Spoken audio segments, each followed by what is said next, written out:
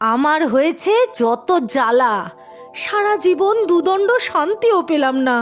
আর ঘরের মানুষটাও হয়েছে তেমন, যে যা বলছে তাতেই নাচছে।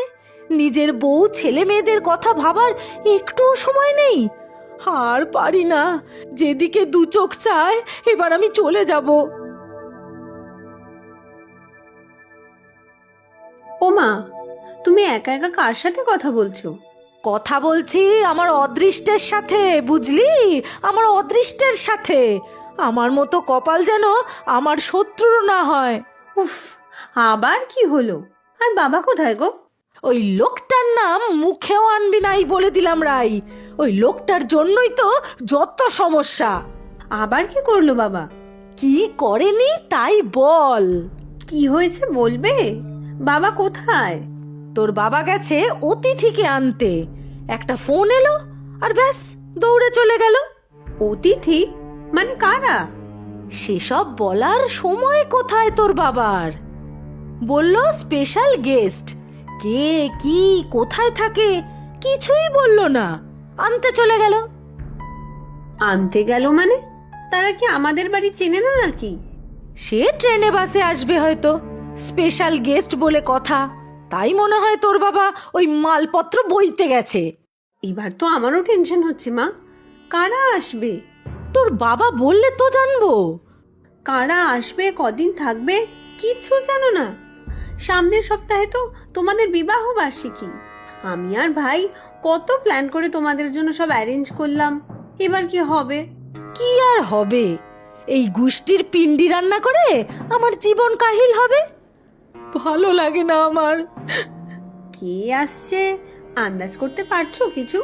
বাবাও কি আগে থেকে কিচ্ছু জানতো না? জানতো, জানতো, সব জানতো। মিটমিটে শয়তান একটা।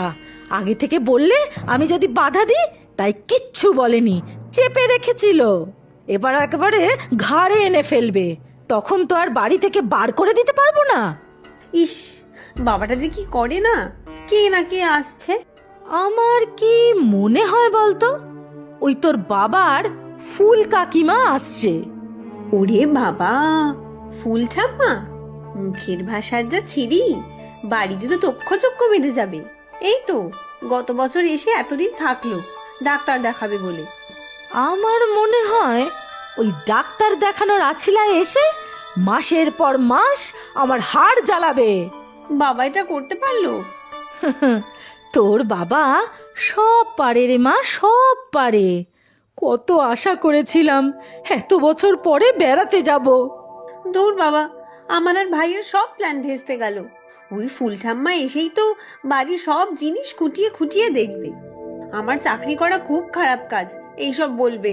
তুই ছাড় তো, যা খুশি বলে বলুক। তুই চাকরি করবি করবি করবি। এত পড়াশোনা করে কষ্ট করে চাকরি পেয়েছিস, করবি না? সারাদিন এত খিটখিট করে যে বিরক্ত লাগে। ডাক্তার দেখানোর তো কোনো গরজ নেই, শুধু সব বিষয়ে খবরদারি। আরে কোনো রোগ থাকলে তবে তো ডাক্তার দেখাবে। সব শেয়ানাগিরি, বুঝলি? সব শেয়ানাগিরি। এখানে এসে থেকে মাসের পর মাস আমাকে অতিষ্ঠ করে তুলবে। দাঁড়াও, বাবা আসুক, আমি কথা বলবো। কি আর বলবি? তোর বাবা কিছু শোনার লোক নাকি? নিজের বাড়ির লোকেদের জন্য তো একেবারে নিবেদিত প্রাণ। আমাদের কথা ভাবার সময় নেই তার। ভাই শুনলে চেঁচামেচি করবে। যাই, ভাইকে গিয়ে বলি।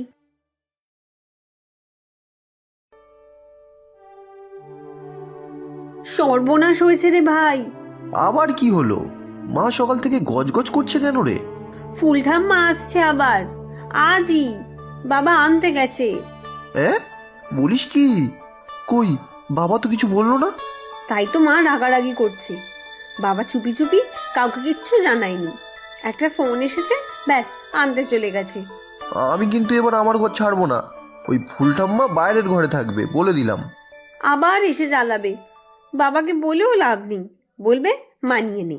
কিন্তু দিদি, তুই আর আমি দুজনে মিলে যে বাবা মায়ের বিবাহ বার্ষিকীর এত প্ল্যান করলাম, তার কি হবে? সেটাই তো, মা তো খুব রেগে গেছে, দুঃখও পেয়েছে। বাবা যে কি করে না তার ঠিক নেই। আচ্ছা, তুই যে বললি বাবা কাউকে বলেনি কিছু, তাহলে ফুল ঠাম্মা আসছে কে বললো? মা আন্দাজ করছে ফুল ঠাম্মাই হবে, এসে মাসের পর মাস থাকবে। তাই বাবা মাকে আগে থেকে কিচ্ছু বলেনি। ধুর, কত প্ল্যান করেছিলাম বল, হোটেল ঠিক করলাম, টিকিট কাটলাম। এবার সব ক্যান্সেল করবি আর কি, এখনই করে ফেল।